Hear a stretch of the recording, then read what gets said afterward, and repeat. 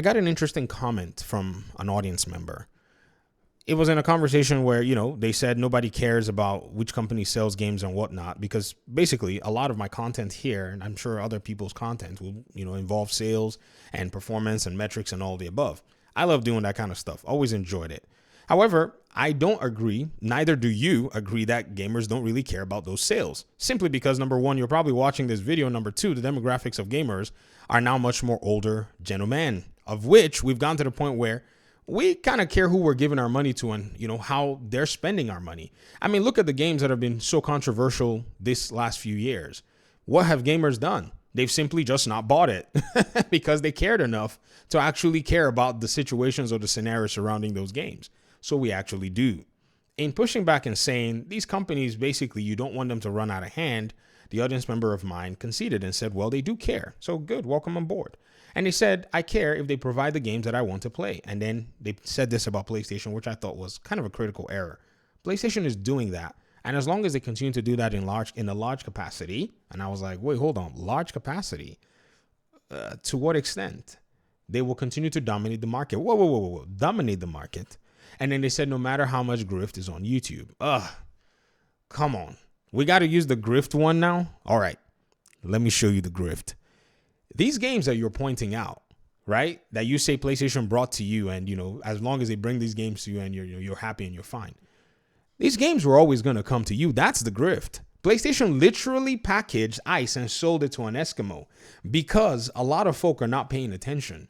They went and spent money to block these games from going to other platforms so that you would have the perception of, oh my goodness, this game is only coming to my platform. And at the same time, pretend like these games, and the publishers don't need the opposing platforms, when in reality, we're seeing Final Fantasy developers finally say, we want our game to come to Xbox.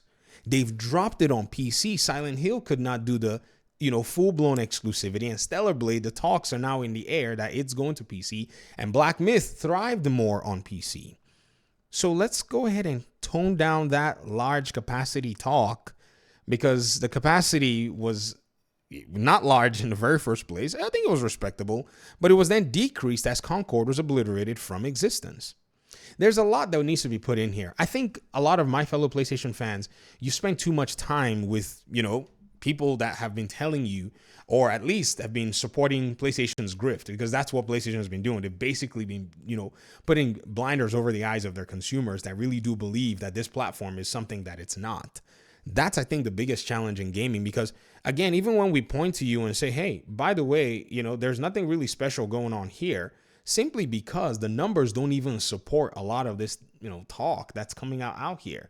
I mean, you see a lot of folk talk about this, and this audience member of mine listed Stellar Blade and Silent Hill 2 and all of the above.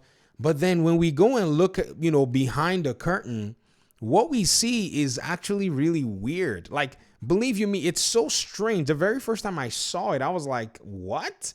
Like, check this out. You have people on the PlayStation side saying things like, Square Enix's sales were fine. While God of War Ragnarok did 15 million copies. Yet Square Enix is struggling at around 5 million copies and saying that our profit expectations were not met. Now, yes, you could say it's a quality issue. Square Enix did not deliver a quality game. But one thing that's going to be hard to convince anyone is that selling 5 million copies of a franchise called Final Fantasy is fine. I've known about the Final Fantasy franchise since I was a boy. I have grown men we know grown men, grandpas at this point, who played Final Fantasy, who have grandchildren who are now already gamers and probably playing Final Fantasy 2. And you would say a 5 million sales, metric is fine? That is living in delusion land. What's also important is when you look at even the games that PlayStation players are playing, like when you go and look at the metrics, this audience member of mine pointed out Helldivers 2. And I thought that was funny because Helldivers 2 has pretty much been largely abandoned in the grand scheme of things by the PlayStation community. If you look at even the top 15 games as of the week ending September 14th, you're not going to see Helldivers 2 on the PlayStation side. You actually have to come to PC to find it. The previous week, it was number 7. It was even much higher. What are the PlayStation community and the audience members there playing? They're playing Call of Duty, a game that belongs to Xbox. This talk about dominating the market is absolutely lost on me because I can't see it. I'm simply looking and saying, okay, they're dominating the market in what? Their own consumers playing the competition's games? That doesn't show you're dominating the market. That just shows that you're literally selling a mirage. Not only that, when you look at number 10, it's Minecraft. And I'm going, where is PlayStation's live service game of 2024 in the top 15 games being played? Because it's a big mix of live service games. There's Astrobot on the bottom, which made number 15. But I'm looking for PlayStation's live service games. It made 2 of them in 2024, and they are not on this list. And their own audience is playing among them 2 of the competitors' own games. The word dominant should not leave your mouths nor keyboard until this list can actually show that PlayStation games can make their way on it.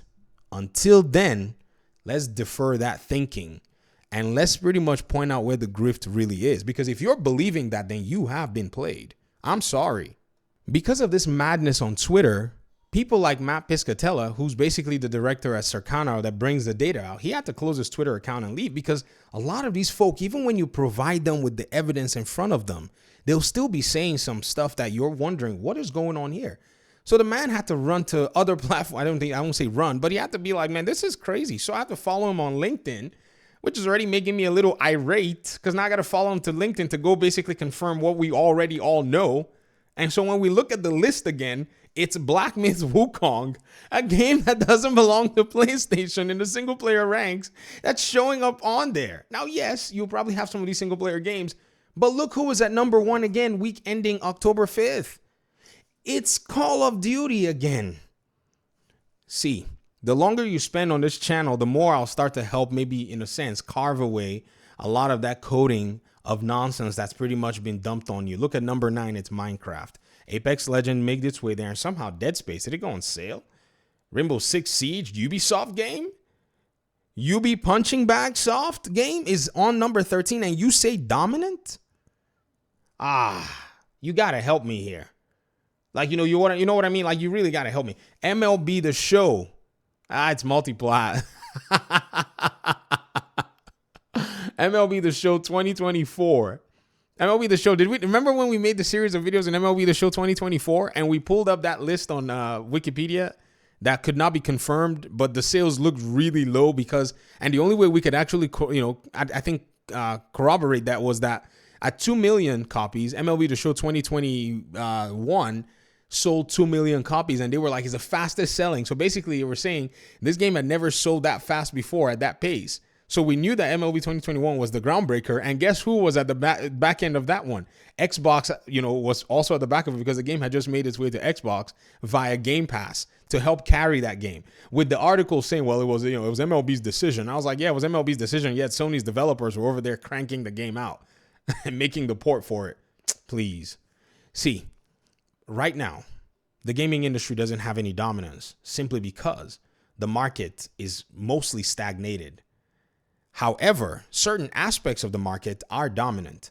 And to be very honest with you, in terms of console sales in this new generation, we see PlayStation tracking high in the console sales. However, in terms of profits and being able to be more efficient and use their resources very well, we see Xbox and Nintendo doing very well. In terms of live service, PlayStation is nowhere to be found. They're just not there. Xbox, among those 3, are leading. Hands down, you saw it on the list. So again, we have to be able to point out these little scenarios to be able to get a good sense of exactly where we are.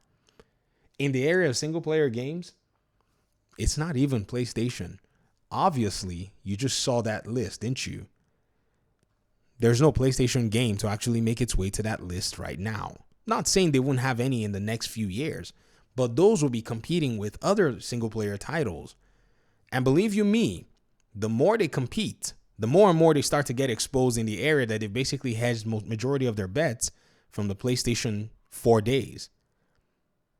It's going to be a really tough world for PlayStation right now because they really don't have any place in terms of like how they're going to move forward as a publisher. They really have to follow everybody else's lead. They really have to follow after everybody and do everything, in the conventional way. They were doing the unconventional thing like Nintendo was. But now they actually have to obey market forces and be like everybody else to be able to hang in there. Because hardware sales aren't going to do it for you, man. They can only do so much because that's what you build your platform on. If everybody here that's playing Call of Duty #1 every week eventually starts to think, well, maybe I can go play it somewhere else, there's going to be a major problem because they can always take their Fortnite account with them as well. You do know these things are cross progression, right? And for the most part, cross-platform in some cases. Wow. Maybe think a little bit ahead of the future. Thanks for watching the video, though. Peace out.